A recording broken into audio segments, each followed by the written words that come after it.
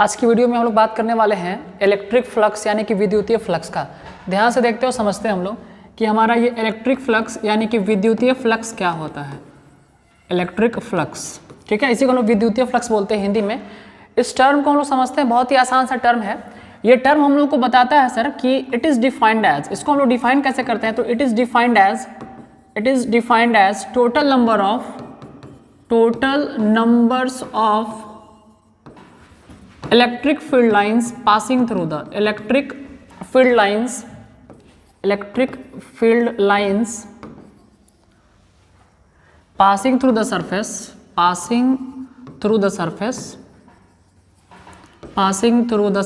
normal to it, surface normal to it। ठीक है, समझते हैं इसको हम लोग क्या कह रहा है। इसमें कहा जा रहा है हम लोग को सर कि किसी भी सरफेस से जो इलेक्ट्रिक फील्ड लाइंस पास होते हैं और अगर वो सरफेस से नॉर्मली पास होते हैं, तो उसी इलेक्ट्रिक फील्ड लाइंस को, उसी नॉर्मली पासिंग लाइंस को जो है हम लोग वो इलेक्ट्रिक फ्लक्स बोलते हैं। ठीक है, कुछ इस तरह से मान लिया जाए हमारा एक सरफेस है और इससे जो है वेरियस टाइप्स के इलेक्ट्रिक फील्ड लाइंस क्रॉस कर रहे हैं। कुछ इस तरह से मान लीजिए, यहाँ से इस तरह से। ठीक है, बहुत सारे इलेक्ट्रिक फील्ड लाइन यानी कि विद्युतीय क्षेत्र रेखाएं जो है इस सतह से गुजर रही हैं। तो यहाँ पे जो फ्लक्स है वो कहा जा रहा है कि वैसा लाइन जो इससे पास हो लेकिन नॉर्मली पास हो। ठीक है, समझते जैसे कुछ इस तरह से मान लीजिए एक सरफेस है हमारा, एक प्लेन सरफेस है और इससे बहुत सारे लाइन यहाँ से आएंगे और इस तरह से गुजर रहे हैं लाइन इस तरह से। ठीक है, तो जो सतह से बिल्कुल नॉर्मली गुजर रहे हैं, जो 90 डिग्री पे गुजर रहे हैं, जो लंबवत गुजर रहे हैं, वही जो है विद्युतीय फ्लक्स का निर्माण करते हैं, इलेक्ट्रिक फ्लक्स का फॉर्मेशन करते हैं। आगे इसके बारे में जाने से इसको हम लोग डिनोट करते हैं, it is denoted by phi. हम लोग जो है इलेक्ट्रिक फ्लक्स यानी विद्युतीय फ्लक्स को फाई सिंबल से डिनोट करते हैं। कुछ इस तरह से फाई ई भी लिखा हुआ मिलेगा हम लोगों को, क्योंकि आगे चल के हम लोग मैग्नेटिक फ्लक्स भी पढ़ेंगे और वहाँ पे मैग्नेटिक फ्लक्स में हम लोग मैग्नेटिक फील्ड को डिनोट करते हैं बी से, तो वहाँ पे आपको फाई बी लिखा हुआ मिल सकता है। यहाँ पे हम लिखा है फाई, नीचे ई है, ई समझने के लिए इलेक्ट्रिक फील्ड का हम बात कर रहे हैं। ठीक है, आगे देखते हैं हम लोग इसके बारे में। सर जो है ये कैसा क्वांटिटी है, तो it is a scalar quantity. ये जो हमारा है वो एक स्केलर क्वांटिटी है। ये हमारा एक स्केलर क्वांटिटी क्यों है, क्यों इसके पास हम लोग पर्टिकुलर डायरेक्शन का कोई बात नहीं कर पाते हैं इस टर्म को समझने के लिए। बहुत आसान तरीके से समझिए विद्युतीय फ्लक्स क्या है। तो सर जो भी विद्युतीय क्षेत्र रेखाएं जो सतह से गुजरे, जो लंबवत गुजरे, जो परपेंडिकुलर, जो नॉर्मली पास होता है, वो सारी रेखाएं जो हैं फ्लक्स बनाती हैं। तो सर कोई सवाल पूछेगा सर अगर फ्लक्स से यानी जो किसी भी सरफेस से है अगर वो परपेंडिकुलर पास नहीं होंगे, नॉर्मल पास नहीं होंगे, तो उसका जवाब है सर जब नहीं होंगे तो फ्लक्स का फॉर्मेशन नहीं कर पाएंगे। आगे हम लोग जानना इसके बारे में थोड़ा सा समझते हैं। ठीक है, यहाँ देखेंगे बच्चे से। ये कहा जा रहा है कि इसका जो यूनिट है, पहले इसका हम लोग फार्मूला का बात कर लेते हैं। इसके आधार पर इसका फार्मूला क्या बनने वाला है, देखते हैं कि इसका फार्मूला इसका क्या बनता है। फाई जो है हमारा वो कहता है कि ये मल्टीपल है ई डॉट डी एस का। सर ये ई डॉट डी एस मतलब क्या, ई मतलब हमारा इलेक्ट्रिक फील्ड है यहाँ पे और ds मतलब क्या है, स्मॉल सरफेस से। जो भी लाइन पास करेगा वो कहीं ना कहीं एक स्मॉल सरफेस से ही होकर पास करता है, कुछ इस तरह से। तो किसी भी सरफेस से अगर पास कर रहा है, किसी भी जगह से पास कर रहा है, सर s मतलब हो गया पूरा सरफेस और ds का मतलब क्या, स्मॉल सरफेस। तो ये हो गया ई डॉट डी एस। जब हम यहाँ से इस डॉट साइन को हटाते हैं तो सर ये जो है यहाँ पे आपको पता होगा, हम लोगों ने वेक्टर में पढ़ा भी है, कौन सा थीटा मिलता है हम लोग यहाँ पे, कॉस थीटा। अगर यहाँ पे ई क्रॉस रहता, अगर ये क्रॉस प्रोडक्ट होता तो यहाँ पे क्या आ जाता, साइन थीटा। तो हमको क्या मिला sir, E D S cos theta. यहाँ से हम लोग जो फॉर्मूला यूज करते हैं किसका, हम लोग E D S cos theta का। जब ये वेक्टर फॉर्म में नहीं रहेगा, जब वेक्टर फॉर्म में रहेगा यूज करेंगे किसका, हम लोग ई डॉट डी एस का। ठीक है, आगे बढ़ते हैं हम लोग इसके बारे में जानते हैं इसका यूनिट क्या है, इसका ऐसा यूनिट क्या है, समझते हैं यहाँ पे हम लोग इसका। ठीक है, इट्स ऐसा यूनिट इज, इसका यूनिट क्या होने वाला है देखते हैं, आप लोग इसको बता पाते हैं कि नहीं। इसका यूनिट क्या होने वाला है सर, आप अभी जस्ट बताएं कि ये E का और ds का मल्टीपल है। तो E मतलब इलेक्ट्रिक फील्ड इंटेंसिटी, इसका वैल्यू कितना होता है सर, फोर्स। हम लोग पढ़े इसके बारे में, इक्वल टू कितना, F बाई क्यू, आपने पढ़ा होगा F बाई क्यू। F मतलब फोर्स, Q मतलब चार्ज और ds जो है हमारा सरफेस एरिया का बात करता है, एरिया वेक्टर का बात करता है और इसके लिए हम यूज करते हैं यहाँ पे किसका, ds मतलब एरिया वेक्टर का। आगे थोड़ा सा और बढ़ते हैं, ध्यान से देखेंगे आप इसको। फोर्स का होता है सर न्यूटन, ठीक है, चार्ज का होता है कूलम और एरिया क्या होता है, मीटर स्क्वायर। तो यहाँ से उसको क्या लिख सकते हैं, न्यूटन पर कूलम मीटर स्क्वायर। ये जो है हमारा वो यूनिट होता है किसका, इलेक्ट्रिक फ्लक्स का। ठीक है, आगे हम बात करने वाले इसका डायमेंशनल फॉर्मूला का, वी में सूत्र क्या होता है। डायमेंशन का बात कर रहे हैं यहाँ पे, ध्यान से देखेंगे आप। देखिए हम सारे टर्म को बहुत ही चाह रहे हैं कि आपको कम से कम शब्दों में, कम से कम भाषा में समझाया जाए, ठीक है, बहुत ज़्यादा इसको एक्सपेंड न किया जाए। हम लोग इसको बस इसके मेन टर्म को समझे कि फ्लक्स होता क्या है, यूनिट क्या है, इसका डायमेंशन क्या होता है। इसका डायमेंशनल फॉर्मूला सब ऐसे ही निकाल लीजिए। आपने बताया F/Q और ds को आप क्या बोलते हैं, एरिया के फॉर्म में। F मतलब फोर्स का, mLT-2, चार्ज का A × T, और एरिया का क्या होता है सर, L² यानी मीटर स्क्वायर के फॉर्म में L²। यहाँ से क्या मिला हमको m, L का पावर 2 और 1 कितना हो जाएगा सर 3, T का पावर -2, नीचे से एक जगह ऊपर कितना -3, और A जगह ऊपर पावर कितना -1। तो जो डायमेंशनल फॉर्मूला होता है इलेक्ट्रिक फ्लक्स का वो कुछ इस तरह का होता है। तो एक बार शॉर्ट में बिल्कुल 1 मिनट में फिर समझा जाए इलेक्ट्रिक फ्लक्स यानी विद्युतीय फ्लक्स क्या है। तो बढ़िया से देखें एकदम आसान लैंग्वेज में। अभी आप जस्ट बताए हम लोग तुरंत बताए हैं इलेक्ट्रिक फ्लक्स के बारे में, थोड़ा छोटा करके समझ लिया जाए इसको। इलेक्ट्रिक फ्लक्स के बारे में आप बताएं हम लोग को कि सर ये जो है इसको डिफाइन करते हैं total number of electric field lines के फॉर्म में, वो भी कैसा, passing through the surface normal to it. ये जो है सर मल्टीपल होता है, अगर हम शॉर्ट में समझे तो ये मल्टीपल है, गुना है। सर किसका किसका गुना है, तो ये किसका, E और ds का। E मतलब इलेक्ट्रिक फील्ड हो गया हमारा, इलेक्ट्रिक फील्ड का इंटेंसिटी हो गया, और ds मतलब उसको होते हैं एरिया वेक्टर का, यानी कि E और ds का एरिया वेक्टर का जो है ये मल्टीपल होता है। देखिए जब इसको बहुत एक्सप्लेन किया जाएगा ना तो आपको यहाँ पे मिलेगा कि चल के इस तरह से n कैप होता है। n कैप एक यूनिट वेक्टर है जिसका वैल्यू 1 लेके चलेंगे, तो कुछ इस तरह का टर्म है जो हम लोगों को आगे चल के थोड़ा सा करेगा, एक्सपैंड करेंगे तो जानेंगे, लेकिन हम लोग शॉर्ट में समझते हैं, ठीक है, क्योंकि एग्जाम के पॉइंट ऑफ व्यू से हम आज जो वीडियो लेके आपके लिए आ रहे हैं जिसमें हम लोग कम से कम शब्दों में जो है कम से कम समय में और हम लोग के इंपॉर्टेंट टर्म्स को जान लेना है। तो ये था हमारा जो है टर्म इलेक्ट्रिक फ्लक्स के बारे में, और इसी टर्म का यूज करके जो मेन टॉपिक हम आज को पढ़ाने वाले हैं उसका नाम है गॉसेस लॉ यानी गॉसेस थ्योरम क्या है। तो हम स्टार्ट करते हैं गॉसेस थ्योरम। ध्यान से आप देखेंगे इस टर्म को पूरे को इरेज कर दे रहे हैं और हमारा हेडिंग है अब गॉसेस थ्योरम क्या है, यानी कि GAUSS स्टॉफियस गॉसेस थ्योरम यानी गॉसेस लॉ क्या है, इस बात को हम लोग को जानना है और हम गॉसेस थ्योरम को बताएंगे और गॉसेस थ्योरम को प्रूफ भी करवाएंगे। हिंदी में जो है इसको गाउस का नियम भी कहा जाता है, गाउस थ्योरम भी कहा जाता है। तो ये गाउस जो है, गॉस नाम के साइंटिस्ट जो क्या बताए हैं इस बात को समझा जाए हम लोगों को।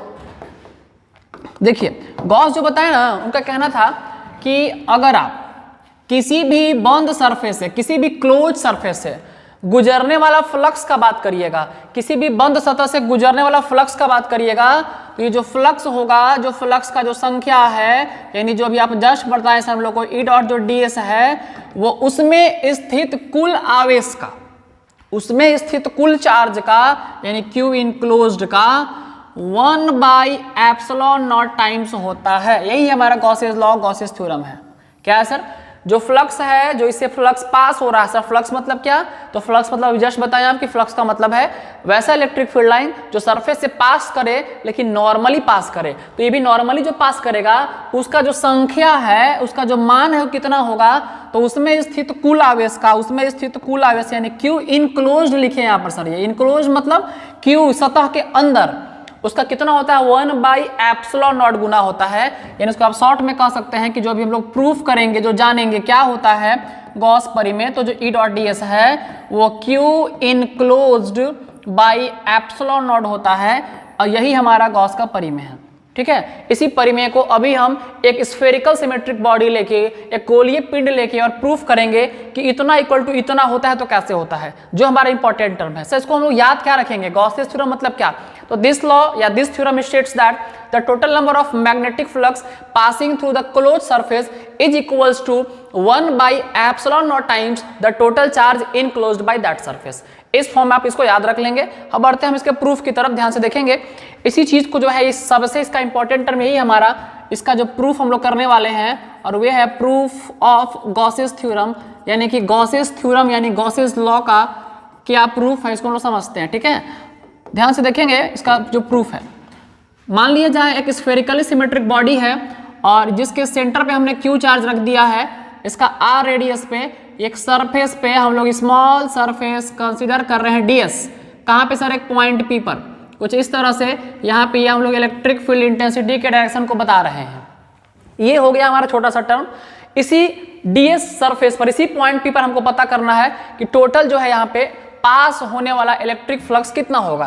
तो सबसे पहला जो है, अगर इसको हम लिखेंगे लैंग्वेज में, तो लेट अस कंसीडर, मतलब माना कि क्या, तो charge Q is placed at centre point O, कहीं पर भी सेंटर पॉइंट O पे एक चार्ज Q को रखेंगे। इसका रेडियस कितना है, तो R है। आगे कह रहा है कि हम लोग कंसीडर करेंगे एक स्मॉल एलिमेंट किसको, ds को, कहाँ पे, पॉइंट P पर। तो सर इस सब बातों को है, ये सब फिगर के बारे में है, इसको हम लोग बढ़ा कर लिख सकते हैं। ये प्रूफ करने में आपको एग्जाम में काम आएगा, जब थ्योरेटिकल क्वेश्चन रहेगा, जब लंबा बनाना रहेगा। हम लोग मेन फैक्टर को समझते हैं सर, मेन टर्म को समझते हैं कैसे बनेगा। तो सबसे पहले हम लोग ये जानते हैं कि उस जगह पर यानी कि electric field intensity at point P कितना होगा, electric field intensity at point P कितना होगा। तो सर इलेक्ट्रिक फील्ड का फॉर्मूला पढ़ा है आप, E इक्वल टू हम लोग को KQ/R²। तो K का वैल्यू होता है sir 1/4 pi epsilon not into Q by कितना हो गया, R²। ये किसका वैल्यू हो गया, E का, इलेक्ट्रिक फील्ड के इंटेंसिटी का वैल्यू हो गया, कहाँ पे, पॉइंट P पर। आगे हम बात करेंगे कि अगर बोला जाए हम लोगों को कि इस टर्म को प्रूफ करना है, और टर्म को जो प्रूफ करना है सर एक बार याद रखो, प्रूफ क्या करना है हम लोगों को, इसको बगल यहाँ पे हम लिख दे रहे हैं। बस सर प्रूफ कर क्या रहे हैं एक्चुअली में हम लोग, तो हम लोग प्रूफ कर रहे हैं गॉसेस लॉ, जिसमें आप क्या पढ़ाए थे हम लोग को अभी जस्ट बताए थे, जो E डॉट ds है वो किसके बराबर होना चाहिए सर, तो Q enclosed by epsilon not, Q by in epsilon not के बराबर आना चाहिए। इसी को हम लोग प्रूफ करने वाले हैं। आगे बढ़ रहे हैं यहाँ से हम लोग, और इलेक्ट्रिक फील्ड के इंटेंसिटी को जानने के बाद, ई टर्म को जानने के बाद आगे हम जानेंगे कि ये कैसे काम करता है। तो नाउ फ्लक्स के बारे में हम जानते हैं, यानी क्या, फाई के बारे में जानते हैं कि किसके बराबर है सर, तो ये फाई के बराबर है, ई डॉट ds के क्या होता है, बिल्कुल बराबर होता है। सर आगे बढ़ते हैं, फाई जो है हमारा equals to E dot ds को हम एक्सप्लेन कर रहे हैं, समझेंगे बढ़िया से। ई डॉट ds है सर, जैसे डॉट प्रोडक्ट हटेगा, जैसे ही ये डॉट प्रोडक्ट हटेगा यहाँ से, तो यहाँ पे कौन सा थीटा आएगा सर, कॉस थीटा। तो हो गया ई ds और कॉस थीटा। सवाल है सर ये थीटा यानी कि एंगल कहाँ पे बन रहा है, किसके किसके बीच में बन रहा है, तो समझना पड़ेगा हम लोगों को। तो ये बन रहा है ई और ds के बीच में। ई कहाँ पे है सर, इसमें ई का मतलब हम बात कर रहे हैं इलेक्ट्रिक फील्ड इंटेंसिटी कहाँ पे, पॉइंट P पर। ds मतलब स्मॉल सरफेस, सर ई भी यहीं पे है, ds भी यहीं पे है, दोनों सेम टर्म सेम जगह पे है। तो यहाँ पे जो एंगल बन रहा है, यानी आप कह सकते हैं क्या यहाँ से कि जो ई और ds के बीच में जो एंगल बन रहा है, कितना डिग्री बन रहा है, cos 0 डिग्री। cos 0 का वैल्यू 1 होता है, यानी यहाँ से क्या मिला सर हम लोग को e ds इंटू 1, यानी कितना मिलेगा हम लोग को e और ds। आप यहाँ बगल में फाई इक्वल टू इसमें लिख सकते हैं, ठीक है। ये हमको मिलेगा कितना, e इंटू ds। आगे बढ़ रहे हैं, आप इसी को थोड़ा एक्सप्लेन किया जाए, e को कर दिए बाहर, अंदर क्या बच गया, सिर्फ ds। क्या बच गया, सिर्फ ds। आगे बढ़ते हैं, E का जो वैल्यू है सर यहाँ से इक्वेशन फर्स्ट से लिख दिया आप कितना, 1/4 पाई एप्सिलॉन नॉट Q/R², ठीक है।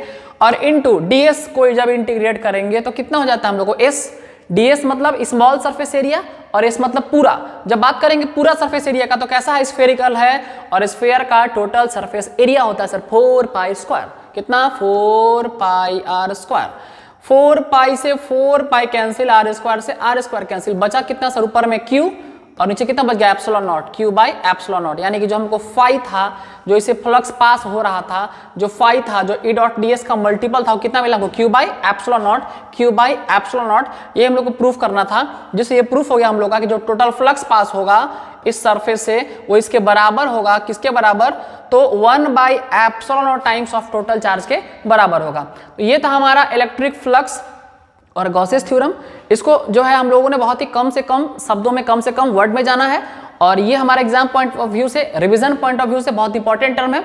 इसको आप समझेंगे, आगे चल के इसका 3 एप्लीकेशन भी हम लोग को पढ़ना है, जो कि थोड़ा लेंदी एप्लीकेशन है। आप लोग उसको अच्छे से रिवीजन कर लेंगे, अच्छे से ध्यान में रखेंगे।